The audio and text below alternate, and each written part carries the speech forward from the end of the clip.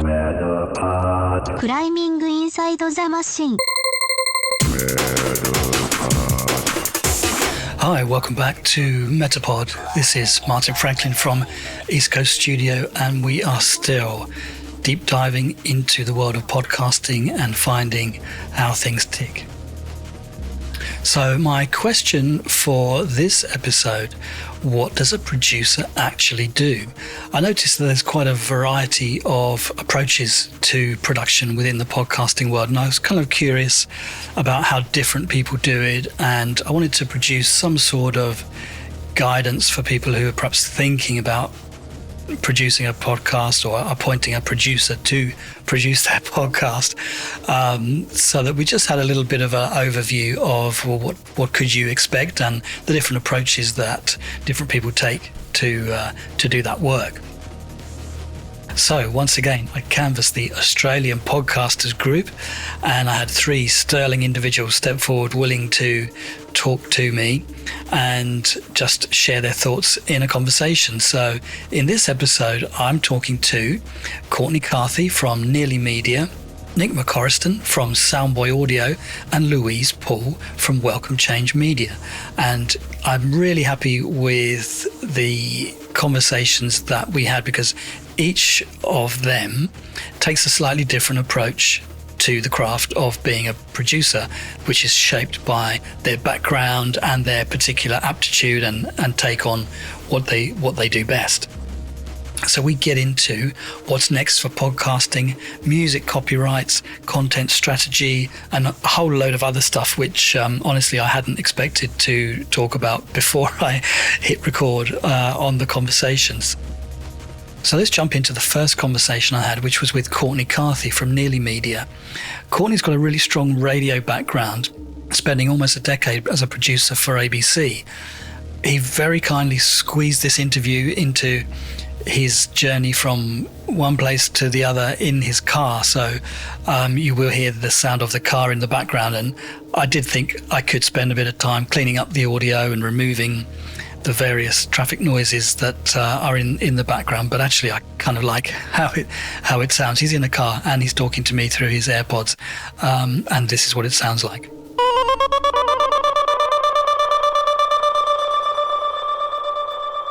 I know your background is originally as a reporter and then producing in radio. I wonder if you could just give me your take on what's involved in the producer role for radio. It's basically everything but speaking on air, is how I used to think of it. So I didn't sort of get myself boxed in about, what was or wasn't part of my job. I think before I worked in radio, I really didn't appreciate, or media, first media sort of like role that I had was student radio, but I never appreciated how much work there was outside of the final product. And whenever I hear producer, I just think, like the person that does everything, that knows what's going on everywhere, that can yell at someone, not that I yell at people, but that can identify, can see the end but knows where to start. Yeah, so in terms of the shows that you worked on, could you just kind of go into what's involved from a production point of view? Yeah, so the bulk of my time at ABC Radio and radio in general was as a live radio producer. So that would be like, finding stories, briefing the host, briefing the talent, deciding how we were going to cover a story. So, effectively acting like a bit of an editor, sort of more like a newspaper editor, not an audio editor.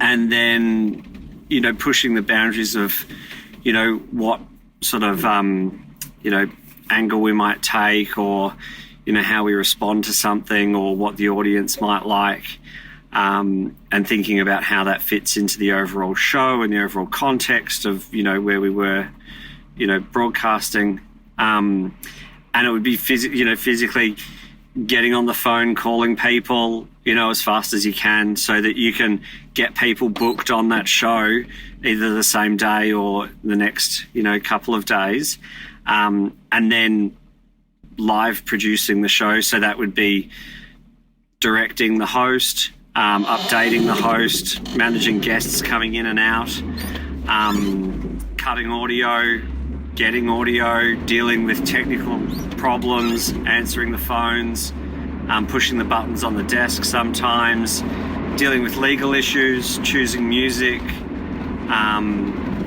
There's a whole host of stuff that goes on, as you'd know. Yeah, so that's great. So can we move on to how does that role transfer into the world of podcasting as far as how you do it?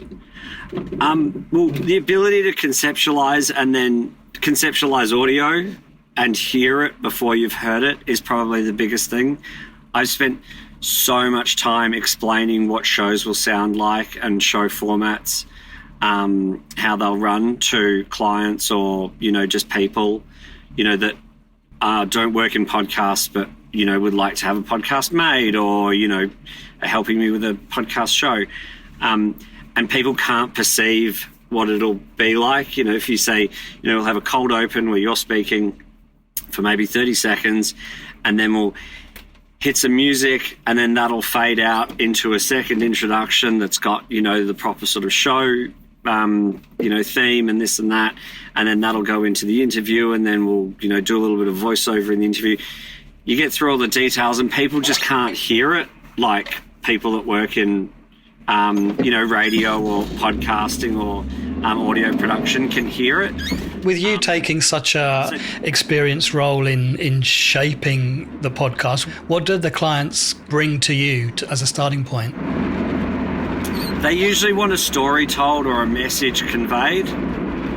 So they want to tell people about how their customers have had a great experience, or that their senior manager is really knowledgeable about something, or update their staff on, weekly things.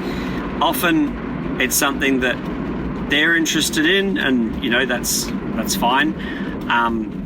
But it usually often has to be shaped a little bit to make it interesting beyond their immediate team. And, what's interesting in one context is absolutely uninteresting in another context. And that's not saying that any context is better than another, but podcasts traverse, several contexts, whether that's online, somebody listening, privately, or, you're trying to get listeners publicly.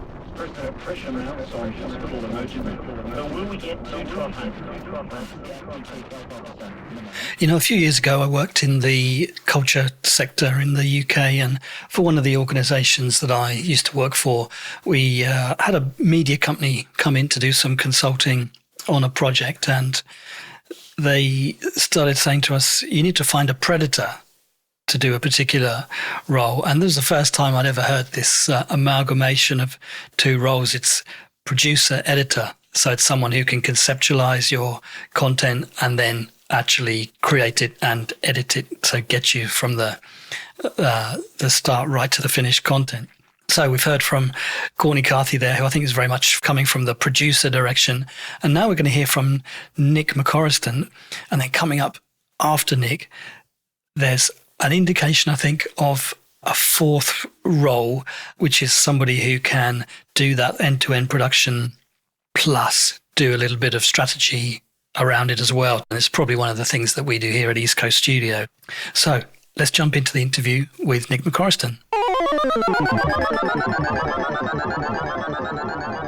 When you popped up on the Facebook thread, you kind of introduced yourself as a engineer and editor. Yeah. And I know I've just had a quick look on your website and you've got production duties as well. Yep. How do you see the difference between those different roles? It's interesting because I do generally prefer the editing side of work. I like that's where I feel skilled, and that's where I feel creative. I feel as though in the industry these days, when a company says they're looking for a producer, they're looking for someone who's a script writer. They're looking for someone who is ready to write copy, that is ready to churn out a more of the commercial end of a product, as well as have some skills in digital editing and in digital production and generally some sort of an idea of how to make something sound good, but that's definitely not a priority. So I tend to step away from jobs that pitch specifically as looking for a producer. I like to focus on making the shows that I work on sound good and consistent, rather than sort of focusing too much on an aspect of the shows that I'm not very skilled in and that I'm not confident in achieving an end goal with. So like for me, editing is about providing the best experience for a listener that they can, a consistent experience for a listener, and that's through conforming to loudness standards so that shows generally sound all the same and sound consistent, so that listeners don't have to grab for a volume knob every time they switch a show. So that real sort of technical production level. So when you take on clients, what do they come to you with as far as their podcast goes? That's a wide range of stuff. I mean, I've worked with a number of different people over the last 5 years. I've kind of been working in podcasts in the last 5 years. I started on more of a Twitch panel show, so focused specifically on a video game called Destiny. So it was a podcast called the Destiny Community Podcast, and we'd have 4 or 5 hosts and then a guest on top of that. So we'd have a lot of audio that would come in each week. That's a lot of editing when you get more than 3 people. It sort of goes into a whole other. Well, it becomes about priorities then, and the show would run for 2.5 hours, and so the priority wasn't necessarily editing anything. Editing people's ums and ahs and stuff out of it. It was really just making sure the product was produced and ready to go, and ready to be published. And I started putting the audio on the video content side of it as well, and pushing that out. And that kind of gave me my leg up in getting things going. And then from there, I've really only sort of had people contacting me in regards to my skills in the last couple of years, really. Up until then, it was me chasing work and me essentially listening to podcasts and loving podcasts and enjoying podcasts and identifying the shows that I thought that I could improve on, and then contacting them directly, just cold messaging them saying, I think I can do this for you. I can do X for you for this much. Is that amenable to you? And they'd say yes or no, and we'd go from there. So yeah.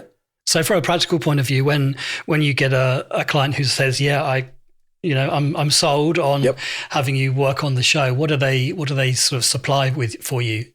It varies on person to person and content to content. I work with a couple of content creators at the moment who are primarily focused on YouTube these days, but they have podcast sides of their content. Jared Kimber is my main client. He's a cricket journalist who's an Australian based in the UK. And we started by him essentially just servicing me with a couple of audio files that he recorded with the guest as an interview, mostly Zoom calls just like this. And I'd take the good quality audio recording of Jared and clean that up, and then take the Zoom call of the guest and essentially run that through processes to just try and clean that up as best as possible, and make that sound not as harsh as a Zoom call might make something sound sometimes. And that's kind of where I got a lot of the basis for my work, was sort of doing that and people spotting that. And sort of, my pitch is that I can make bad audio sound good or more listenable. So that's kind of what I pitch to people, is that, and do you find people are responsive to that idea that if they sound better? Everybody's been on Zoom a lot the last 2 years, and everyone knows what that sounds like. And you want to try and avoid that as best as possible. because it's an experience that a lot of people have day to day still, of going into Zoom calls in meetings and having to put up with the sound of people's rooms over and over again. So yeah, it's definitely something that's been attractive. And yeah, my business saw an uptick in business over COVID. It meant that I was more consistently working from home, and just meant that more people had time to create content. And so that's been the basis of the business for now. That's great. I had a look at some of the shows that you produce, and funnily enough, I just followed one of them today, which was the independent music podcast. I absolutely love the sound of that. And funnily enough, you've got the latest episode embedded on your site with a little sort of ticker of the title or something. And one of the artists whose release gets covered in this episode is an artist who I used to work with back in the UK. Yeah, great. Yannick Schaefer, and he's just got an album released with a collaboration with William Basinski. Yep, amazing. So I was like, Yannick. Oh, that's fantastic. I gave a quick listen to it, and I thought, I really like this. And what I wondered if you have any kind of guidance on is that use of copyrighted music in the show. Right. It's an interesting topic. It's something that I've thought about the independent music podcast quite a lot. They specifically don't pursue any licensing deliberately. They offer the show as a service, and so any of the independent labels that they work with or speak to, they have a almost an unspoken agreement that it is essentially just a free promotion for them. So they get companies contacting them, essentially asking them to play them on the show. It's not unlike a radio station, essentially. But it's operating as though it's a free promotional service, essentially. And so they don't necessarily pursue any of that. They haven't had any issues with it so far, and I've been with them for close to 200 odd episodes, I think, and 150 odd episodes. And they did, about 200 before that. So, everyone's been mostly just really warm. They mostly play labels that they know. Anthony Chalmers is, both of them are former record label owners. And Anthony Chalmers runs Baba Yaga's Hut in London, which is a booking, a live concert booking agency. And so he runs the Raw Power Festival in the UK. And so they've both got pretty deep connections to independent labels. They have a sponsorship from State 51, who are an independent label that they play a lot from as well. And so, they have close relationships with the labels that they play. Thanks to Nick there for the information and the excellent sounding audio. So stick with me now, because we're going into the web of content with Louise Poole. What should potential clients expect from their podcast producer, and what's the kind of general sort of remit, because different people kind of do it differently. So I just wonder, what's your take on the producer role? Well, podcasting isn't radio. So that, I suppose that's always important to realise from a production point of view and from a listening point of view as well. It's funny, when you emailed me that question about what does a producer do, I actually thought maybe the question should be, what doesn't a producer do?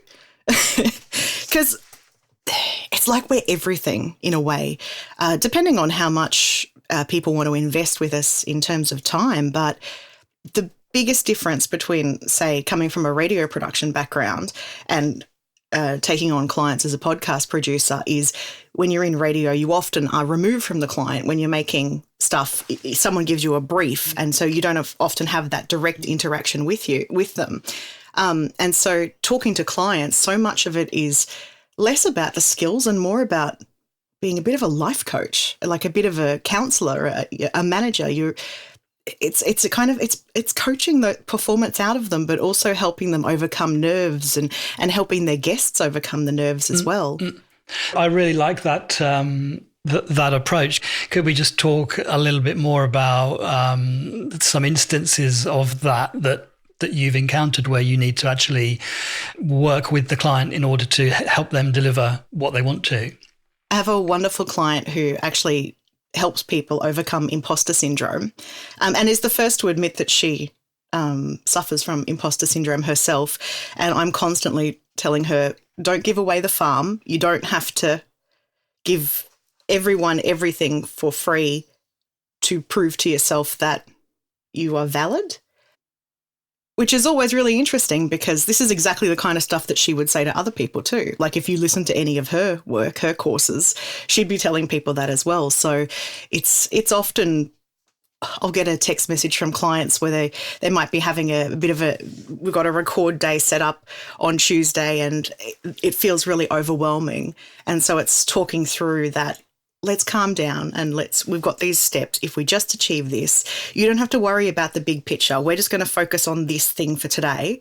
That's all you have to focus on. It's my job to worry about the big picture for us. So I think there's a lot of that and it used to be something I would get in radio all the time where listeners would say, I hate the sound of my own voice. And we never really hate the sound of somebody else's voice. But when you hear yourself, a lot of people don't like how they sound. And so there's a lot of reassurances that you do sound good. This sounds great. You've got a bit of a USP of having been an announcer yourself at some stage. Yeah. So do you kind of use those skills in the coaching phase with clients? Yeah, for sure. Yeah, teaching them how to present, ways to improve, One of the things that we actually do offer is with the clients that we have is we do regular air checks of people's productions. So we put it together and then because I do full service as well, whereas a regular producer might not necessarily take it all the way to the post-production stage, I can tell them, okay, well, here is all the crutches that I've edited out and here's where we can improve on that. If you pause before this, if we do a bit more research on this, and I think that's really quite valuable actually to come at it from not just a technical point of view, but actually a performance point of view. Mm. So when clients arrive at your door, what do they typically sort of bring with them as far as the podcast that they would like to have produced? They have ideas and I think they have a lot of dreams and visions. And what we do is to take all those ideas and put them into a tangible, workable strategy to bring what they hope they want to make to life in a practical sense as well. So, and also fitting within, I suppose, the budget on that too, because, everyone tells me they love true crime podcasts, but the amount of production that goes into a true crime style podcast is not necessarily accessible for most people who want to start a podcast. Yeah. So it's sometimes having those conversations. The other thing I was curious about is you mentioned about content creation. Do you get involved in that side of things as well, or like helping people to produce content to promote what they do? Yeah. So that's the other, actually, and I probably would say we have more clients at least in the early days, because we've only been running the business out for a year, that are coming from more of a spinning of content side. So lots of things to do with social media, videos, article writing. So we designed this concept called the content web, where we see content, whatever that piece of content is, whether it's a podcast or whether it's a course that you've written, as the spider in the middle, and you can spin it out to all these different places on the web. And that 1 30-minute podcast could become 5 different articles on LinkedIn. It could become 10 different static posts. We could turn it into those 3-minute long minimum Facebook videos that fit the algorithm, and reels or YouTube. And then all those bits are also interchangeable, because the content feeds itself. You could then say, well, from that podcast episode, maybe that's the start of a micro course. But then if we move it around, the micro course of the spider in the middle could then also shoot out the podcast. Yeah. So we really work with people on repurposing. And that's probably a big thing that came from, as an idea from my radio background, repurposing and recycling, because people don't listen to all the time in radio. I don't think that was a very good way to put it, but you could run the same break across 3 different days of the week and it's not the same audience listening at the same time. And social media is a bit like that as well, because the algorithms only push out your content to a certain percentage of people. So repurpose, recycle, and you save yourself a lot of headache. Yeah, I have a similar concept that I try to promote to a lot of my people, but I find even people who are marketers kind of seem to sort of struggle to adopt that sometimes. I wonder whether they sort of see a podcast as something which is isolated, in itself. It's just like, oh, we'll do this extra little thing. But the idea of integrating it into a whole cycle of messaging seems to be something which is kind of harder than it should be. I don't know. No, I know. Like, we actually tinkered of the idea, do we call it a podcast, like what we're doing? It is a podcast and that's how people know it. But I also think there's this perception that people have of a podcast is 2 dudes sitting in a closet talking shit. And that's not necessarily what it is either. It can be a really powerful branding tool to integrate into your whole strategy. And yes, definitely in getting people to understand that it's a powerful thing that is part of a whole. Like, I don't think that you could just have a podcast for your business and that was the only way that you marketed. But so you're talking about content strategy, really, aren't you? And that I am. View. Yeah. I'm down to content strategy. So I know we were talking about what does a podcast producer do, but I suppose a really good podcast producer is thinking of the whole picture. How do you make this work for the person that you're trying to help succeed? Metapod